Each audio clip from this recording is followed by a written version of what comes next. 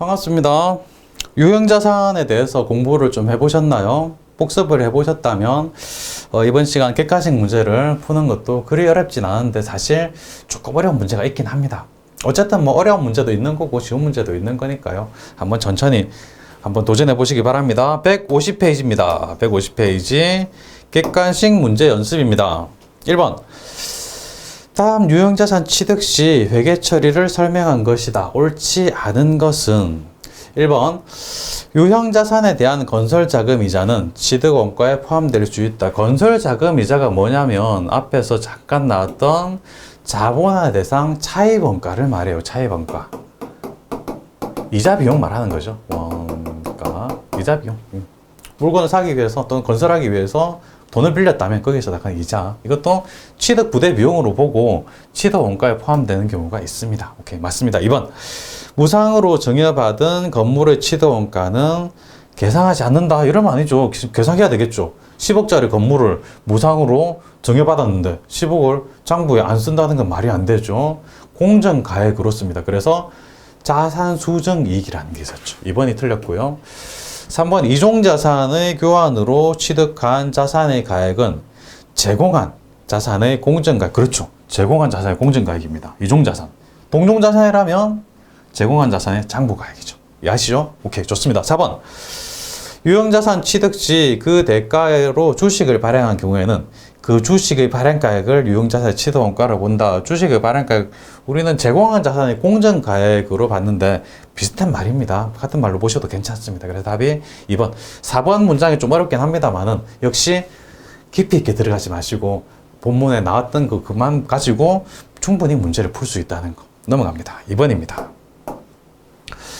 다음 중 유형자산으로 분류하기 위한 조건으로 가장 부적합한 것은 유형자산의 조건 봅시다. 1번 사용할 목적 맞죠? 사용 목적. 2번 실체가 있습니다. 실체가 없으면 무형, 있으면 유형. 장기간 사용 맞네요. 1년 이상 장기간 사용 맞습니다. 판매 목적 아니죠. 사용 목적이다. 그래서 답이 4번이네요. 3번으로 갑니다. 유형자산의 감가상각과 관련한 다음 설명 중 가장 옳지 않은 것은 1번 감가상각 대상 금액은 취득원가에서 잔존가치를 차감한다. 맞습니까? 맞죠? 기억나시죠? 정액법 할 때 100만원짜리 자산이라면 잔존가치가 뭐 10만원이다. 그러면 90만원 가지고 감가상각했죠. 잔존가치는 건드리는 거 아니다. 오케이, 좋습니다. 2번 감가상각의 주목적은 취득원가의 배분. 맞습니다. 원가의 배분입니다. 원가를 내용 요소 동안 배분해가지고 비용으로 예측하는 거. 기억이 잘 안 나실지 모르겠는데 유형자산 파트, 감가상각 파트 앞쪽에 문장으로 써 있는 거 보면 나옵니다. 취득원가를 배분하는 거다.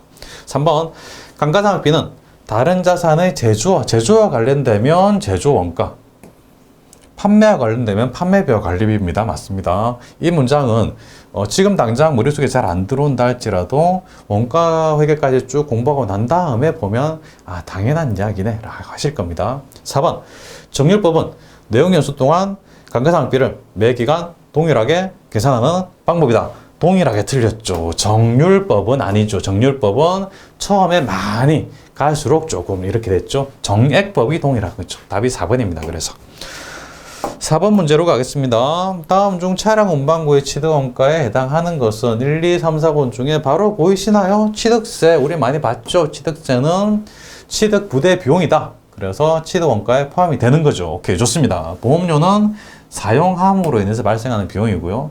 자동차세도 자동차를 보유함으로써 발생하는 세금. 유류세는 차량 유지비 같은 거죠. 기름값입니다. 5번으로 가겠습니다.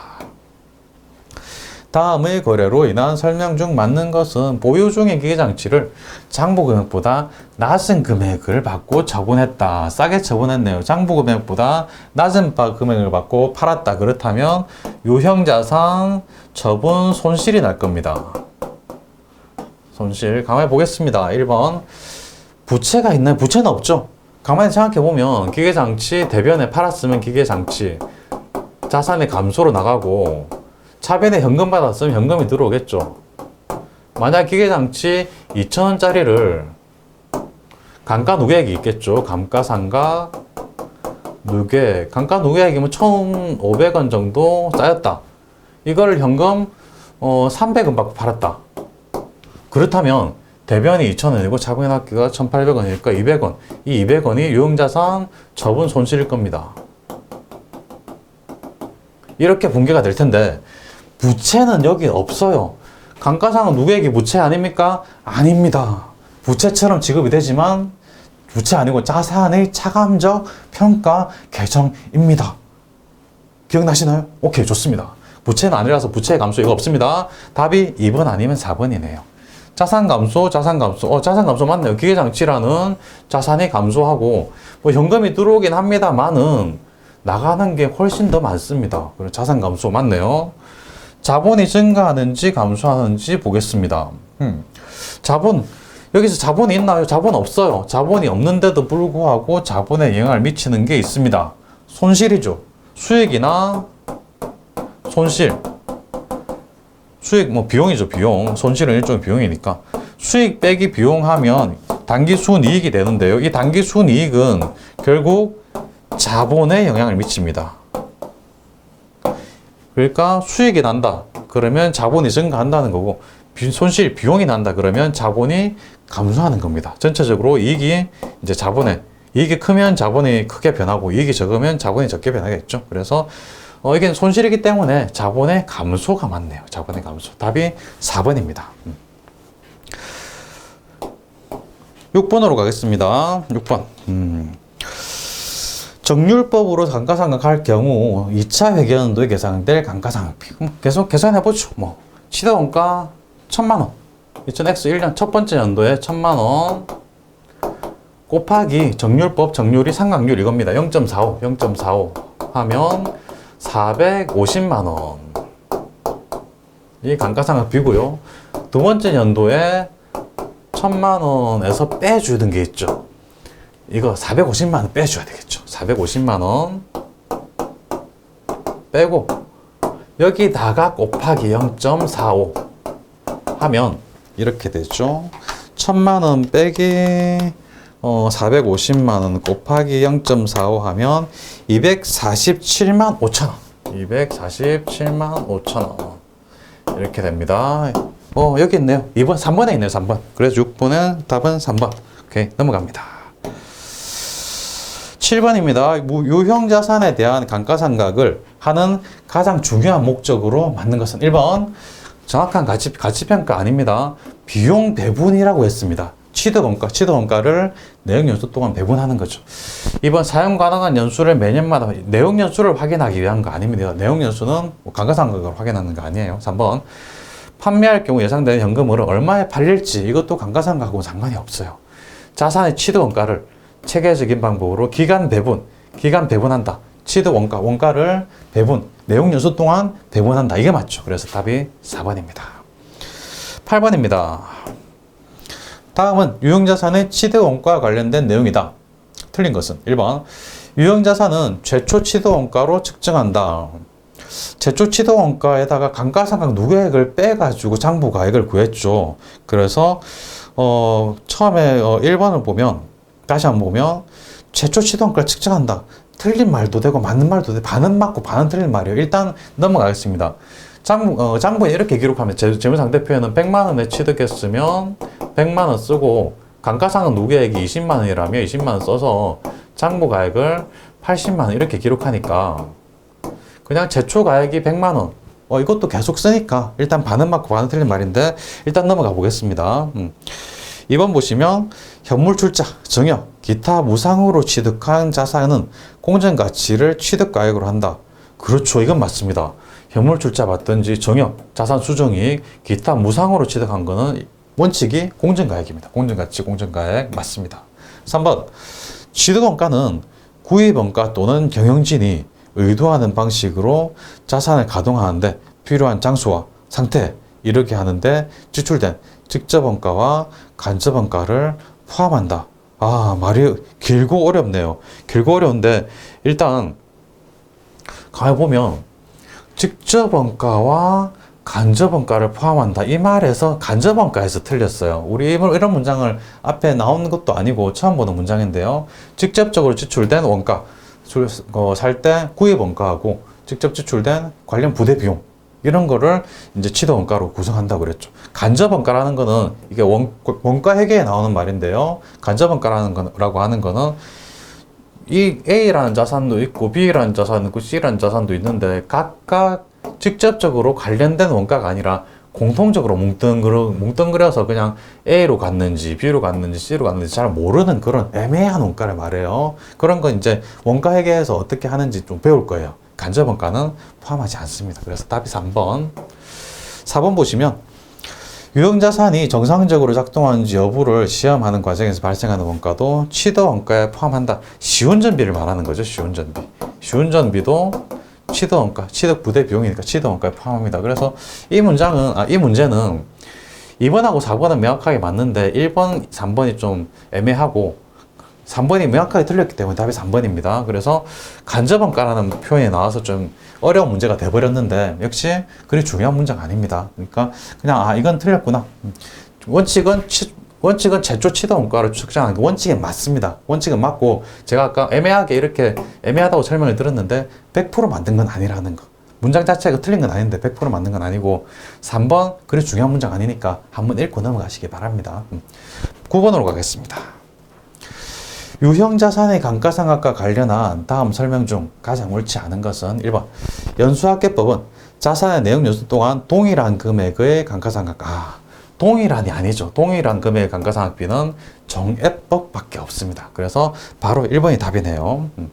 2번 감가상각의 주목적은 원가의 합리적이고 체계적인 배분 그리고 취득 원가를 기간 내역 연수 동안 배분하는 거 맞죠? 3번 감가상각비가 제조와 관련된 경우는 재고 자산의 원가, 제조 원가라고 합니다. 제조 원가.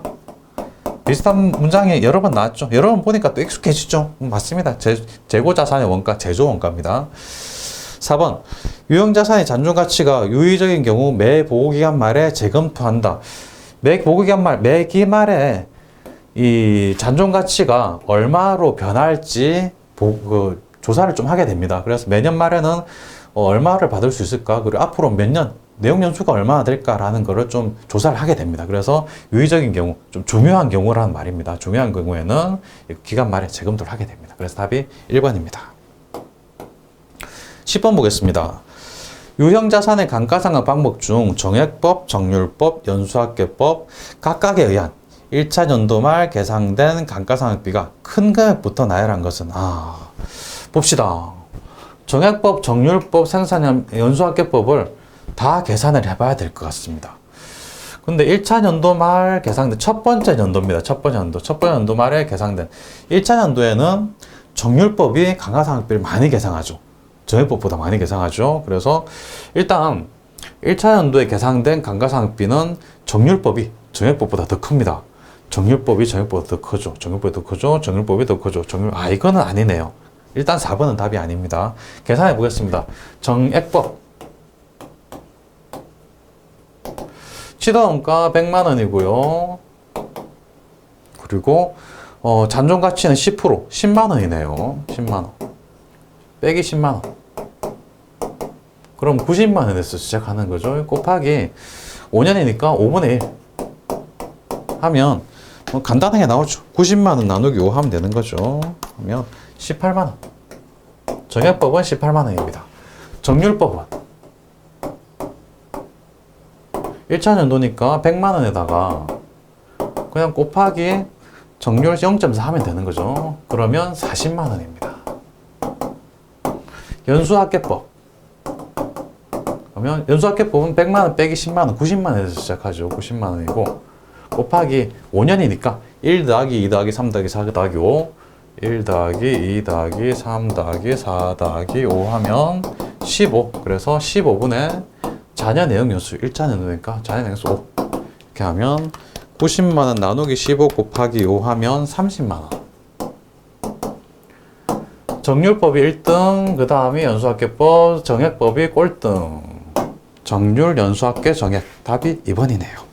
하나하나 계산을 해봐야 되는데 계산하는 것도 좀 연습을 하면 그리 어렵지 않게 빨리 계산할 수 있습니다. 도전해 보시기 바랍니다. 11번으로 가겠습니다. 11번을 보시면 이렇습니다. 연초에 취득하여 영업부서에 사용한 소형 승용차 내역 연수 5년이고요. 잔류가치 없고 이거를 정률법으로 감가상각할 경우 정액법과 비교하여 1차 년도의 당기순이익 및 1차 년도 유형자산 순액이란 말은 장부가액을 말하는 겁니다. 순액에 미치는 영향으로 올바른 것은 일단 개념 잡으실 게 정액법하고 정률법. 가보면 정률법으로 생각하면 1차 년도에 처음에 감가상각비가 큽니다. 정률법이 큽니다. 정액법은 상대적으로 작죠. 기억하시죠? 정률법은 가속상각법이기 때문에 처음에 많이 생각하고 갈수록 적어지고 정액법은 매년 똑같다. 그래서 정률법이 한 30만 원 생각한다. 그러면 정액법은 10만 원 정도밖에 생각하지 않아요. 이렇게 되는 거죠. 그러면 문제에서 물어본 게 1차 년도에 당기순이익 및 1차 년도 말 유형자산의 순액, 장부가액에 미치는 영향. 당기순이익은 일종의 비용이기 때문에 감가상각비도 비용이기 때문에 비용이 커지면 수익 빼기 비용은 당기순이익이니까 비용이 커지면 당기순이익이 작아져요. 그래서 당기순이익은 정액법이 조금 더 클 겁니다. 정률법은 적겠죠. 왜? 비용이 크니까. 그래서 정률법으로 생각할 경우 정액법과 비교해서 당기순이익은 과소되죠. 과소. 이해되시죠? 비용이 커지니까 비용이 정액법은 작고 정률법이 크니까 이익은 거꾸로. 이익은 당기순이익은 정률법이 작을 거다. 그래 과소 계산되는 거죠. 그리고 유형자산의 순액은 장부금액이라는 거죠. 장부금액. 장부금액 같은 말입니다. 장부가액은 뭔가요? 취득가액에서 감가상각 누계액을 차감한 거. 2000X1년도에 감가상각 누계액 정액법일 경우 10만 원이니까 만약에 취득가액이 뭐 100만 원짜리다 라고 치면 장부가액은 여기는 90만 원, 여기는 70만 원이 되버리죠. 그러니까 장부가액이 정액법이 더 큽니다. 정률법이 작죠. 유형자산은 정률법이 더 작으니까 과소 계산된다. 그래서 답이 4번인 거죠. 장부가액, 과소 계산, 과대 계산 이런 말들이 좀 용어가 생소하실 수가 있습니다. 하지만 자주 보시면 전혀 생소한 게 아니고 이 문제는 그리 어려운 문제도 아닙니다. 사실 처음 볼 때만 어렵습니다. 같이 계속 보시면 이 문제 별로 안 틀리십니다. 오케이, 넘어가겠습니다. 12번입니다. 다음 중 유형자산의 취득원가가 아닌 것은 1번 설치장소 준비. 그렇죠. 이거는 취득 부대 비용 맞습니다. 관리 및 일반 간접원가. 관리비죠. 관리비. 이거는 취득과하고 상관이 없어요. 자본의 대상인 차액원가, 건설 자금 이자라고도 하고 이자 비용이죠. 그죠? 맞습니다. 설치비도 비슷한 말이죠. 설치비 맞습니다. 그래서 답이 2번이고요. 13번 보겠습니다. 주세원은 2000X1년 7월 18일 구입하여 사용 중인 기계장치를 2000X 2년 6월 1일 3,700만 원에 처분했다. 팔았네요. 처분 시점의 감가상각 누계액은 800만 원이며 처분이익 500만 원이 발생했다. 내역연수 5년 정액법을 생각했는데요. 이 기계장치의 취득 원가가 얼마인지 물어봤습니다. 그럼 분개해보면 되죠. 분개. 3,700만 원에 팔았으니까 현금이 들어왔다 치고 차변의 현금입니다. 현금 3,700만 원 팔았고 그 다음에 처분 이익이 500만 원이어서 이익은 차변인가요? 대변인가요? 대변이죠. 처분이익, 유형자산 처분이익입니다. 처분이익 대변에 500만 원 이렇게 되고 감가상각 누계액은 800만 원이에요. 기계장치 팔았으니까 기계장치가 대변에 얼마 올 겁니다. 취득원가로 기록이 돼야 되겠죠. 그리고 감가상각 누계액은 무조건 차변, 무조건입니다. 무조건 차변. 감가상각 누계액이 800만 원.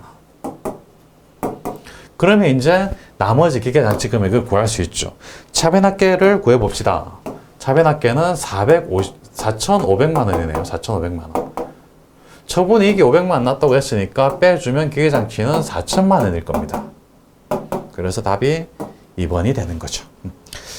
감가상각에 대해서는 그 계산 문제도 많이 나오고 조금 어렵기 때문에 여기까지 끊고요. 잠깐만 쉬었다가 14번 바로 들어가겠습니다. 이번 시간은 여기까지 하겠습니다. 수고하셨습니다.